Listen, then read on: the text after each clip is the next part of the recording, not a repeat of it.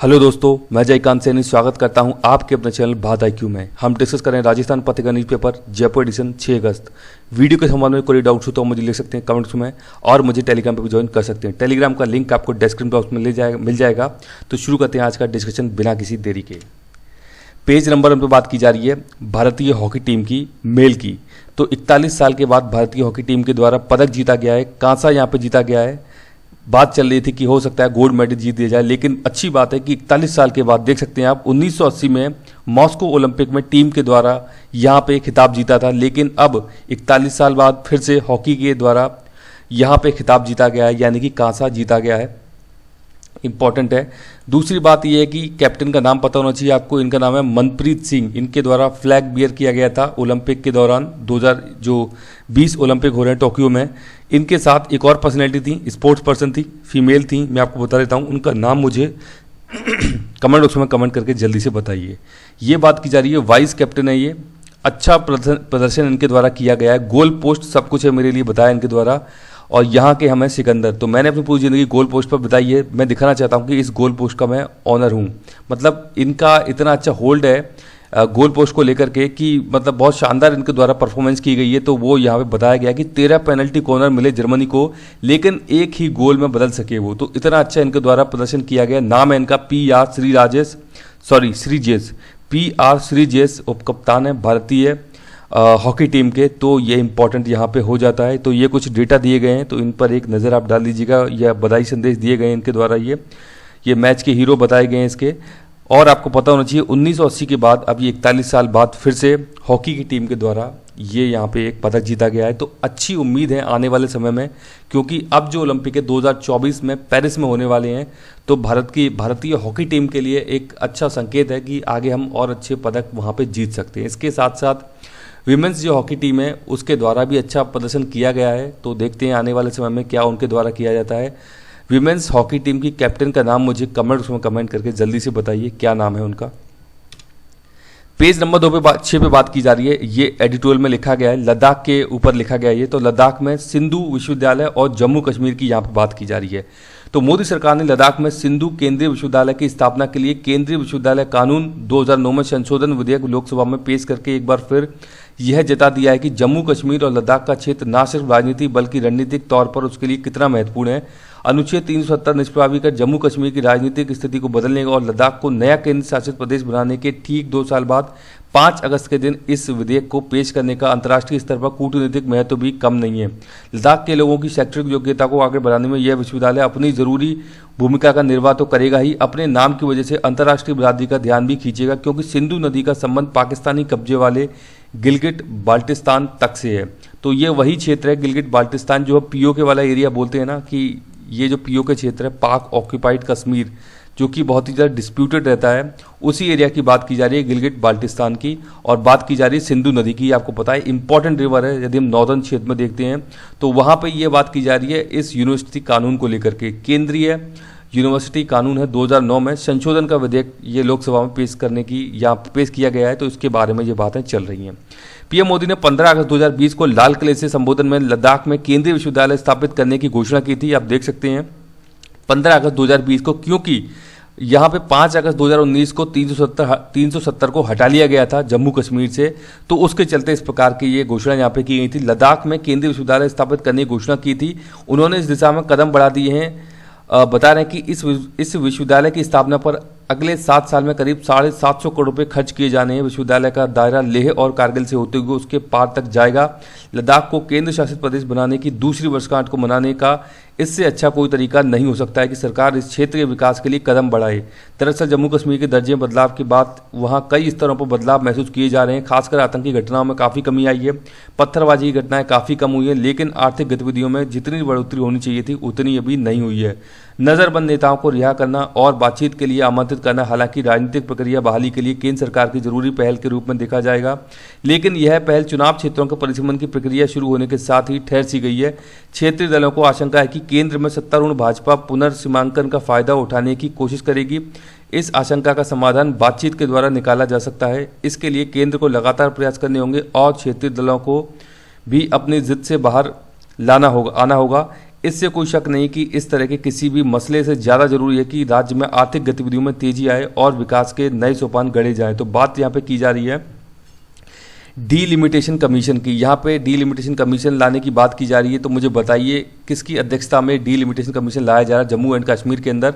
उनका नाम मुझे कमेंट्स में कमेंट करके जल्दी से बताइए। बात की जा रही है ये ओलंपिक में भारतीय महिलाओं ने दिखाया दमखम, तो महिलाओं को लेकर के ये एडिटोरियल लिखा गया है संदीप गोयल जी के द्वारा। तो ये Indian institute of human Brar's के चीफ मेंटर हैं ये संदीप गोयल जी, इनके द्वारा ये एडिटोरियल लिखा गया है। तो महिला चैंपियनों को क्यों नहीं बनाते हैं आप ब्रांड एम्बेसडर, इनकी ये बात की जा रही है। आपने देखा होगा सचिन तेंदुलकर, कई सारे रोहित, जो अपने क्रिकेट टीम के प्लेयर्स हैं कई सारे, तो वो आपने देखा होगा कई बार ब्रांडिंग करते नजर आते हैं एडवर्टीजमेंट में। तो उतनी ज़्यादा प्रेफरेंसेज नहीं दी जाते हैं वुमेन्स को लेकर के, तो उसके बारे में ये इनके द्वारा एडिटोरियल यहाँ पे लिखा गया है कि उनको क्यों नहीं ब्रांड एम्बेसडर बनाया जाता है।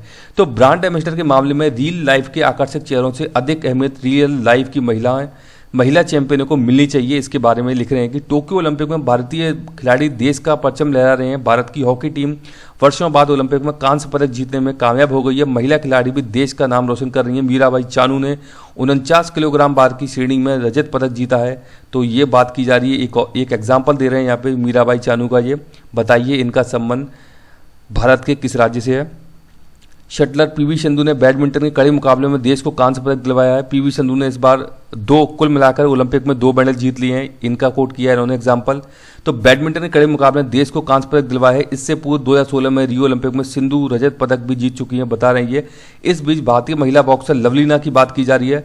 लवलीना अभी आपको हाल ही में पता है इनके द्वारा भी पदक जीता गया है। कुछ सेमीफाइनल मुकाबले में हार का सामना करना पड़ा, इसके बावजूद लवलीना ने कांस्य पदक यहाँ पे जीता, भारत की झोली में डाल लिया। फख्र की बात है कि महिलाओं ने इस देश का नाम खेलों में ऊंचा किया है। यह अलग बात है कि ग्लोबल जेंडर गैप इंडेक्स 2020 में कुल 153 देशों में भारत 112वें स्थान पर है। आप देख सकते हैं कितनी बुरी स्थिति है ग्लोबल जेंडर गैप इंडेक्स। इसी की बात करता है कि जेंडर को लेके कितना गैप है भारत के अंदर। इसी चीज़ को दर्शाता है ये कि 153 देशों में से भारत का स्थान 112 है। आप देख सकते हैं उसी के बारे में ये इंडिकेशन कर रहे हैं पूरे के पूरे एडिटोरियल में कि महिलाओं को इतनी तरजीह नहीं दी जाती है, प्रेफरेंस नहीं दिया जाता है। इसके बारे में ये बातचीत चल रही है। भारत के लिए ओलंपिक पदक लाने वाली पहली महिला थी कर्णम मल्लेश्वरी की बात की जा रही है। ये आंध्र प्रदेश की रहने वाली थी। सिडनी ओलंपिक में कांस्य पदक इनके द्वारा जीता गया था। 2012 में लंदन ओलंपिक में भारतीय महिलाओं ने देश को 6 पदक दिलवाए थे। ये देश का अब तक का सर्वश्रेष्ठ ओलंपिक प्रदर्शन रहा। बॉक्सर मैरी कॉम और साइना नेहवाल ने कांस्य पदक जीता था। रियो ओलंपिक 2016 में सिंधु ने रजत और रेसलर साक्षी मलिक ने कांस्य पदक जीता। साक्षी 58 किलोग्राम, ये इनकी बात की जा रही है, साक्षी मलिक की यहाँ पे बात की जा रही है। मतलब कुछ ही एग्जांपल्स कोट किए गए हैं महिलाओं के, क्या क्या इनके द्वारा परफॉर्मेंस की गई है, लेकिन उनको इतनी तरजीह नहीं दी जाती है। बात कर रहे हैं क्या इन ओलंपिक विजेता महिला खिलाड़ियों की उपलब्धि धनोपार्जन वाली ब्रांड वैल्यू में तब्दील होगी। उम्मीद है कि लैंगिक असमानता से ऊपर उठकर विश्व कई नई चैंपियन महिलाओं खिलाड़ियों को रिवार्ड दिया जाएगा। अफसोस कि यह केवल उम्मीद ही रहेगी। क्रिकेट में ही जहां पुरुष खिलाड़ी प्रति विज्ञापन 50 लाख रुपए से लेकर 6-7 करोड़ रुपए तक कमाते हैं एक विज्ञापन का, वहीं महिला क्रिकेटर मिताली राज और हरमनप्रीत कौर को विज्ञापन ही नहीं मिलते हैं। आप देख सकते हैं बेहतरीन क्रिकेटर हैं। महिला क्रिकेट की जब बात करते हैं, मिताली राज कैप्टन है वुमेन्स क्रिकेट टीम की, तो इंपॉर्टेंट प्लेयर हैं ये, बहुत अच्छा परफॉर्मेंस किया जाता है इनके द्वारा क्रिकेट के दौरान। इनको भी यहाँ पे इस प्रकार की वरीयता नहीं दी जाती, जबकि क्रिकेट बहुत ज़्यादा पॉपुलर है भारत के अंदर, लेकिन फिर भी आप देखें यदि वुमेन्स की बात आती है तो यहाँ पे इनको भी इतनी ज़्यादा तरजीह नहीं दी गई है।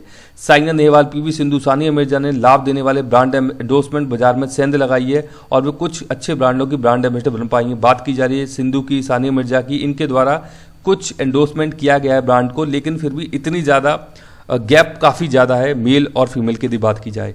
यहाँ भी बॉलीवुड की अभिनेत्रियाँ कमाई के मामले में पीछे छोड़ देती हैं। बात की जा रही है बॉलीवुड की जो एक्ट्रेस हैं उनके द्वारा काफ़ी ज़्यादा इस प्रकार के एंडोर्समेंट किए जाते हैं और बहुत अच्छी मोटी कमाई उनके द्वारा की जाती है। तो ये जो प्लेयर्स हैं इनके लिए इस प्रकार की चीज़ें क्यों नहीं होती है, ये इनका ऐसा बोलना है इस एडिटोरियल में।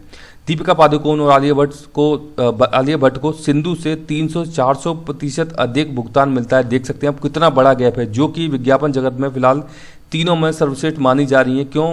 विशेषज्ञ कहते हैं कि कई बार इनका नाम ही समस्या बन जाता है। कुछ वर्ष पहले हुए सर्वे में पाया गया कि आधे लोग सिंधु के नाम को ही ठीक से नहीं समझ पा रहे थे। बाजारवादियों के लिए यह महत्वपूर्ण है।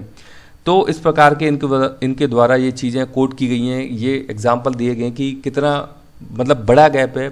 जो प्लेयर्स की बात करें उनमें मेल फीमेल में गैप है, प्लस हम अगर जनरल बात करें, जैसे कि बॉलीवुड से भी कंपैरिजन किया है कि वहाँ पे फीमेल्स को कितना ज़्यादा इंडोर्समेंट मिलता है, इस प्रकार के एडवर्टीजमेंट मिलते हैं, लेकिन वहीं यदि हम फीमेल प्लेयर की बात करें तो उनके लिए इस प्रकार की प्रोविजन, इस प्रकार की व्यवस्थाएं नहीं हैं। तो ये एक इनका सवालिया निशान है इस प्रकार की व्यवस्था को लेकर के, तो उस पर कहीं ना कहीं विचार करने की ज़रूरत है। ये बात की जा रही है कि 25,000 करोड़ का निवेश करेगी, इन्वेस्टमेंट करेगी यहाँ पे सेंट्रल गवर्नमेंट। बात की जा रही है कोरोना वायरस महामारी से एविएशन इंडस्ट्री बुरी तरह प्रभावित हुई है, लेकिन जल्द ही उद्योग को सरकार से सहायता मिल सकती है। अगले 4 से 5 सालों में मोदी सरकार ने घरेलू एविएशन उद्योग को बड़ा बूस्टअप डोज देने वाली है। सरकार ने राज्यसभा में जानकारी दी है कि नागरिक उड्डयन क्षेत्र के विकास पर लगभग 25,000 करोड़ रुपए खर्च किए जाएंगे।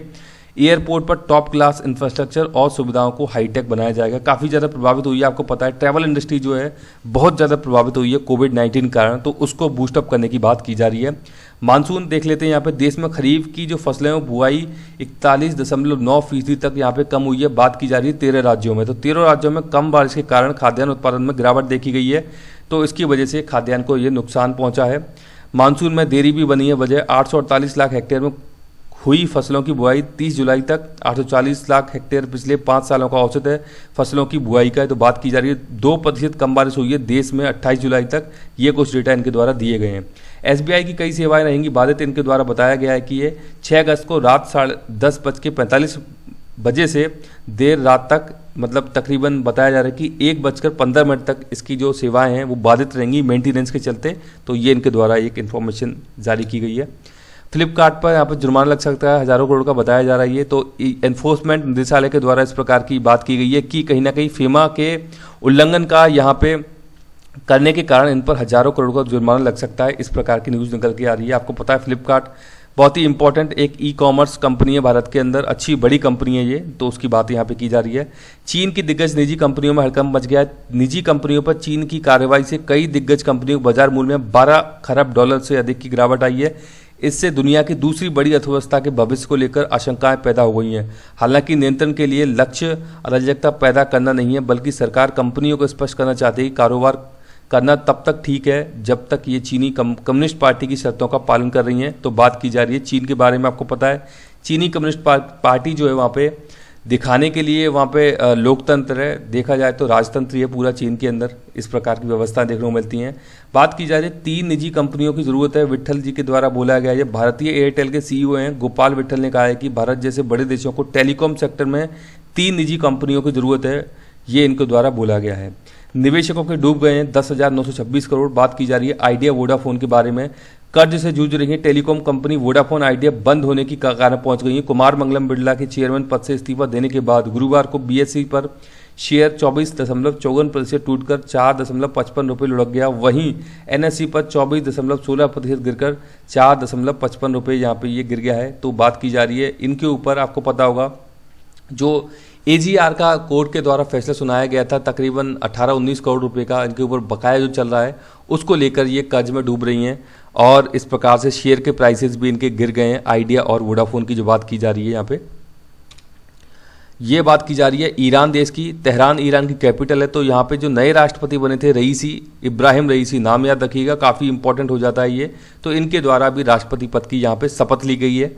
न्यायपालिका के प्रमुख व एक्सपीडियंसी काउंसिल के सदस्यों और विदेशी मेहमानों की मौजूदगी में गुरुवार को संसद में राष्ट्रपति पद की यहाँ पे शपथ ली है।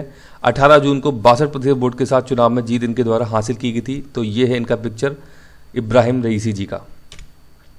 बात की जा रही है नारायणपुरा में बनेगा इंटरनेशनल स्पोर्ट्स कॉम्प्लेक्स। देख सकते हैं इंटरनेशनल लेवल का होगा ये स्पोर्ट्स कॉम्प्लेक्स, नारायणपुरा में बनेगा। बात की जा रही है गुजरात की। तो शहर के मोटेरा में, मोटेरा स्टेडियम आपने देखा होगा, अहमदाबाद में है मोटेरा स्टेडियम, ये भी आपसे पूछा जा सकता है। इंपॉर्टेंट स्टेडियम है, बड़ा स्टेडियम है, बहुत बड़ा। तो मोटेरा में विश्व का सबसे बड़ा क्रिकेट स्टेडियम यहाँ पे बनने, क्रिकेट स्टेडियम नरेंद्र मोदी, भी आप याद रखिएगा इसका नाम, नरेंद्र मोदी स्टेडियम। तो शहर के मोटेरा में विश्व का सबसे बड़ा क्रिकेट स्टेडियम है बनने के बाद, मतलब ये तो बन ही चुका है ऑलरेडी, मैं आपको बता चुका हूँ मोटेरा के बारे में। अब शहर के नारायणपुरा में इंटरनेशनल स्पोर्ट्स कॉम्प्लेक्स बनेगा। ये बताया जा रहा है 79,500 वर्ग मीटर में जमीन में बनने वाले इस कॉम्प्लेक्स की अनुमानित खर्च है 584 करोड़ रुपए का। तो बहुत अच्छे लेवल का यहाँ पे बनने जा रहा है। आपने देखा होगा जो लद्दाख के अंदर यूनिवर्सिटी बनाई जा रही है वहाँ पे तकरीबन 750 रुपये खर्च किए जा रहे हैं। कितनी मतलब एक बहुत बड़ा अमाउंट खर्च किया जा रहा है। उसी प्रकार से आप देख सकते हैं कि इस प्रकार का जो इंटरनेशनल स्पोर्ट्स कॉम्प्लेक्स बनाने जा रहे हैं तो 584 करोड़ रुपए यहाँ पे खर्च किए जा रहे हैं। तो बहुत अच्छे लेवल की यहाँ पे फैसिलिटीज़ होंगी।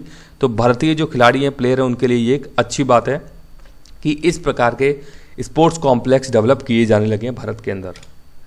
यहाँ बात की जा रही है, पेज नंबर 10 पे ये न्यूज़ है कि हर 7वीं डिलीवरी हो रही है प्री मैच्योर। कोविड-19 के कारण ये एक फिनोमेना देखा गया है कि प्री मैच्योर डिलीवरी हो रही है माँ में। इसके कारण क्या होता है कि मोर्टेलिटी रेट बढ़ जाती है, यानी कि माँ की मृत्यु दर बढ़ जाती है प्री मैच्योर डिलीवरी के कारण।